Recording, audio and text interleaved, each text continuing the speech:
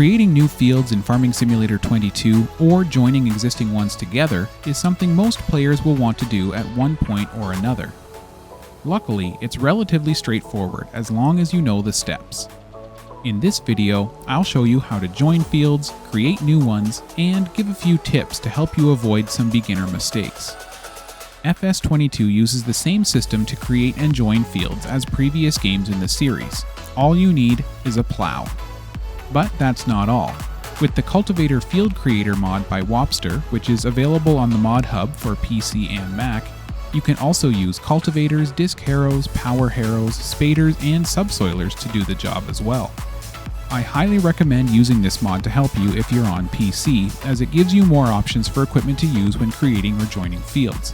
And plows can be a bit tricky to use since they're long and angled compared to the straighter edges that a cultivator will give you.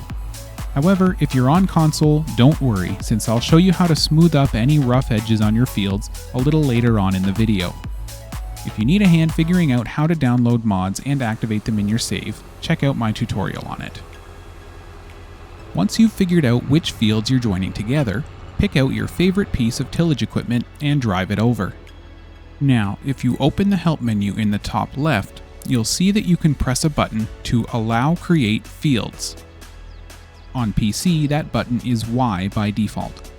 Press that to enable field creation, and then line yourself up with the edge of the field you want to join to another one.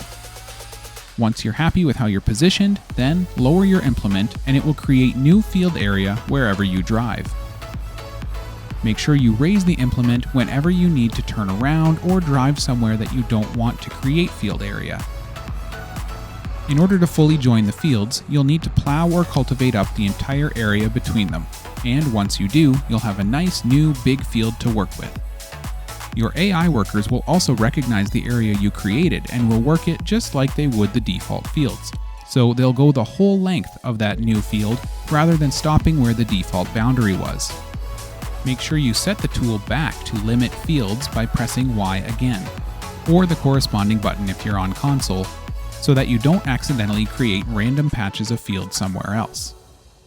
If you do make a mistake and create some field that you don't want, you can always paint over it using the painting tool in the build mode, which comes in very handy if you want to give your field some straight edges as well. If you're not quite sure how the painting tool works, I've got a tutorial on the build mode that explains it in greater detail.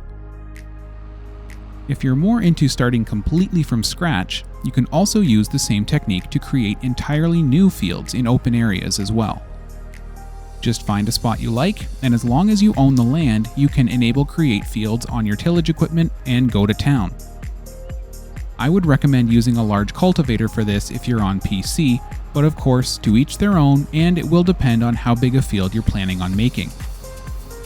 And as I mentioned before, you can trim up the field edges using the painting tool if you want to make it nice and neat.